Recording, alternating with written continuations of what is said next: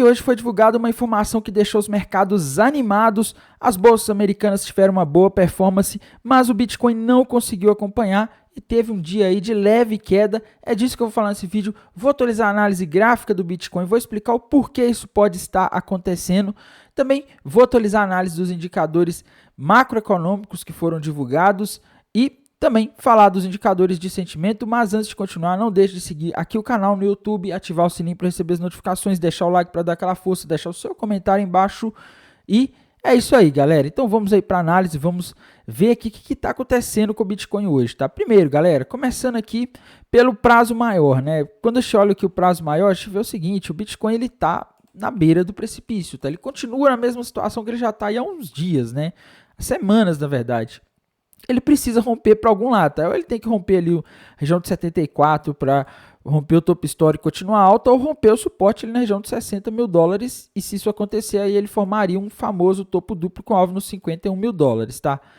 Aconteceu algum dos dois até agora? Não. E esse é o problema e talvez por isso a gente esteja nessa indefinição toda, tá? Tá todo mundo com medo de comprar ou vender, as pessoas ficam com medo de vender porque ele pode subir, né? Afinal, a gente está numa tendência de alta aí há alguns meses, mas outros ficam com medo dele romper para baixo aqui os 60 mil dólares, formar esse topo duplo e buscar os 51 mil dólares, tá? Então fica essa dúvida no ar, ninguém sabe exatamente para onde o mercado está indo até o momento, isso pelo menos olhando os gráficos, tá? Quando a gente olha aqui os indicadores macroeconômicos, eles fizeram o mercado subir hoje, tá? Lembrando, tá? O Bitcoin fez uma cunha, eu estava até me esquecendo, tá? No gráfico de uma hora, o Bitcoin fez uma cunha nos últimos dias ascendente, tá? Ele rompeu ela para baixo e quando rompe um padrão desse para baixo, indica que o mercado pode continuar caindo, tá? Então, é um padrão de continuação da tendência de baixa que foi rompida para baixo aí nesse dia de hoje, o que sinaliza que o Bitcoin pode cair. Mas aí o alvo disso daqui está na região de 58 mil dólares, tá? Só que tem um detalhe, como eu disse, tá? Tem os 60 mil dólares ali. Será que ele vai quebrar esse suporte agora? Eu tenho minhas dúvidas, tá? Então, na dúvida, eu fico aguardando aí o mercado dar alguma sinalização mais clara em termos de gráfico. Em termos de macroeconomia, meus amigos, hoje tivemos um dado que aliviou, não vou nem falar que animou os mercados, mas ele deixou um alívio para os mercados, que foi o dado de inflação do núcleo do índice de preços PCI dos Estados Unidos, que é a métrica de inflação favorita do Fed, o Banco Central dos Estados Unidos. A expectativa, galera, era que a gente tivesse aí um crescimento de 0,3% e a expectativa foi atingida aí, tá? Então, se a inflação cresceu dentro da expectativa, não é um susto, e aí o mercado fez aquela subida, só que o Bitcoin não acompanhou, tá? O Bitcoin não conseguiu ter uma performance boa nesse dia de hoje. A gente vê aqui, pessoal, o núcleo do índice de preços PCI, como eu disse, veio 0,3, e na base anual ele parece ter vindo acima da projeção, tá? A projeção que estava marcando aqui era de 2,6, veio 2,8, mas isso aqui não sei, tá? Pelo menos a de março veio na base mês contra mês, ela veio 0,3, tá? Então, para mim, tá dentro da expectativa. Eu não sei por que teve essa diferença, tá? Se eles calcularam certo, né, a expectativa mensal teria que bater com a expectativa anual. Não sei realmente por que isso aqui não tá batendo, tá? Mas, enfim. Por essa semana já foi, tivemos vários balanços das Big Techs, o mercado se mexendo bastante. Na semana que vem, meus amigos, a gente vai ter uma bateria de dados macroeconômicos, a gente vai ter declarações do FONC, tá? Então semana que vem é a famosa semana da super quarta. A terça-feira começa ali confiança do consumidor, quarta-feira a gente vai ter vários dados do mercado de trabalho, PMI industrial, ofertas de empregos, jobs, ou seja, vários dados ali que mostram se a economia está forte ou não. E de tarde, na quarta-feira, declaração do FONC, decisão de taxa de juros que deve ser mantida nessa reunião, não existe perspectiva de modificação. A coletiva de imprensa onde o mercado se acaba, né? O mercado fica bastante agitado. E na sexta-feira a gente vai ter payroll e PMI do setor de serviços de abril, tá? Então, meus amigos, preparem-se para uma semana extremamente agitada nos mercados. Essa, na minha opinião, vai ser a próxima semana, tá? A gente vai ter aí muitas sinalizações, principalmente vindas da quarta-feira do Fed, falando ali e também com esses dados macroeconômicos, tá? O que está acontecendo agora é o seguinte, pessoal, a gente voltou aquele medo da inflação começar a subir, tá? Os mercados estavam subindo nos últimos meses aí com os dados macroeconômicos, principalmente inflação, mostrando a inflação caindo aí no final de 2021, 2023, né? Só que no início de 2024 a inflação começou a surpreender de novo, tá? Começou a subir, acelerar, principalmente o CPI, e isso aí acendeu um alerta no mercado que estava muito empolgado, tá? Então isso aí meio que faz muita gente realizar lucro. Quando isso acontece, a tendência é as pessoas venderem. Então, olho na semana que vem, porque semana que vem tem tudo para ser uma semana tensa, tá? Porque agora tá todo esse medo de inflação, o mercado tá de olho em tudo que o presidente do Banco Central dos Estados Unidos ou outros membros relevantes do Banco Central dos Estados Unidos falem, tá? Então o mercado tá extremamente ansioso para ver isso daqui.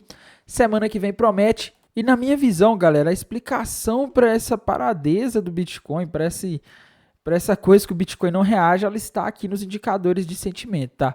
Desde aquele dia em que houve aquele evento do Irã jogando mísseis em Israel, a coisa ficou ruim para o Bitcoin porque muita gente foi liquidada. Deixa eu ver aqui no Open Interest que ele diminuiu bastante. Isso aqui é porque muita gente perdeu dinheiro, provavelmente naquele evento, muita gente fechou suas posições que estavam abertas. E agora a gente tem um Open Interest bem menor do que o que vinha nos últimos dias e ele não está aumentando, tá? Isso aqui quer dizer o seguinte, não tem muita gente, não tem muitas posições sendo abertas, as pessoas não estão colocando mais dinheiro na mesa para apostar se o mercado vai subir ou vai cair no mercados futuros e isso geralmente reflete que não tem muito motivo para o mercado fazer grandes movimentos por enquanto, porque se as pessoas não estão fazendo muitas compras e muitas vendas, se o volume caiu, a tendência é que a gente não tenha muitas movimentações. E aí está um outro problema, tá? Geralmente quando o volume cai, quando você tem menos negociações, qualquer venda ou compra grande pode fazer uma manipulação no mercado, né? Não uma manipulação, mas pode ter um efeito semelhante ao de uma manipulação. Ele pode jogar o mercado para um lado ou para o outro muito fácil, porque não tem muitas ordens no book, então ele sai varrendo tudo, tá? Então essa é a situação.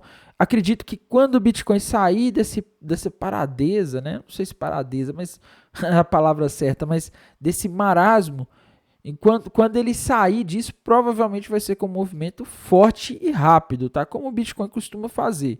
Porque a coisa aqui está bem complicada. Os indicadores de sentimento, eles não estão muito claros. A taxa de funding está positiva e o long short ratio acima de 2, né? Mostrando mais pessoas apostando na alta. Mas assim, não tivemos um aumento relevante do Open Interest nessa confusão toda, tá? Então, fica aquela dúvida e eu acho que o indicador que está dando mais dicas de para onde o Bitcoin pode ir em breve é esse daqui, pessoal. Vejam aqui, tá? Esse aqui é o famoso Liquidation Rich Map, o mapa de calor da High Block. E olhando aqui o cenário dos últimos 7 dias, o que eu estou conseguindo ver aqui é o seguinte, tá? Temos liquidez dos dois lados, mas ele está mostrando que tem mais liquidez nos 67 mil dólares de novo, tá?